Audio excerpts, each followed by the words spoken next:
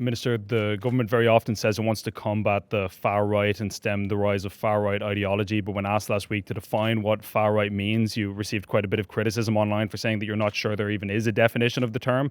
And you listed a number of vague traits that are allegedly far right in your own view, such as being anti-government and anti-state and anti-immigration and so on. Could you give me a definition of what you consider is the far right? In terms of a definition of the far right, I mean, it's obviously a political ideology, or it's a particular view that a person has. I'm not sure there is a definition. It's not. So it's a little bit like hate. Well, yeah. So it's not. I think we need to define Senator, what it is. you have a limited amount of time. If you interrupt the minister, Okay. you're going to run out of time. So just let her answer the question. Thank you.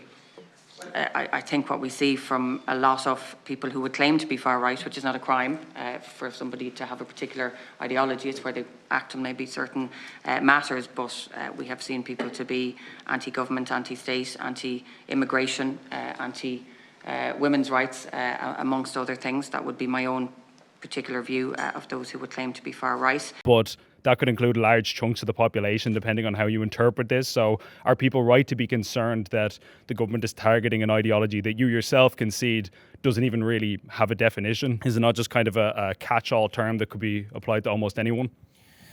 Well, I think by its very nature, if you are far-right politics, far-left politics, you're on the more extreme end of political ideology. It's not a crime to be either or.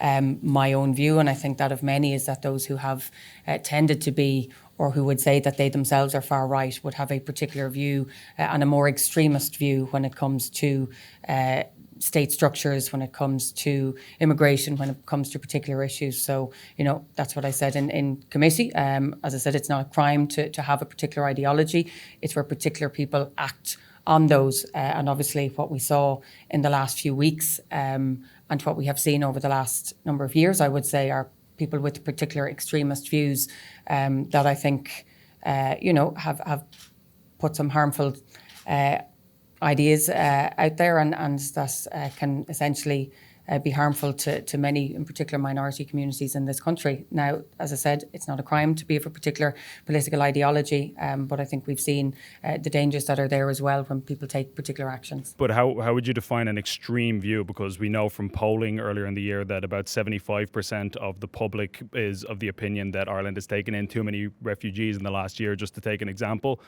I mean, so if somebody is calling for less immigration and a more restrictive immigration policy, would that be an extreme view if the vast majority of people are advocating for that same position? I think it's really important that we have an honest conversation around immigration in this country. We have seen a significant increase in the number of people seeking safety in Ireland. We've had 15,000 people seeking international protection last year alone, where we would have normally had 3,000.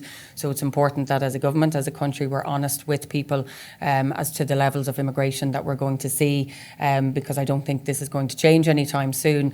And so I welcome people's desire to have these conversations. How can we support those who come to our country, who are now part of our community, but also how can we provide the support and the be it accommodation, financial or otherwise, when those numbers continue to increase.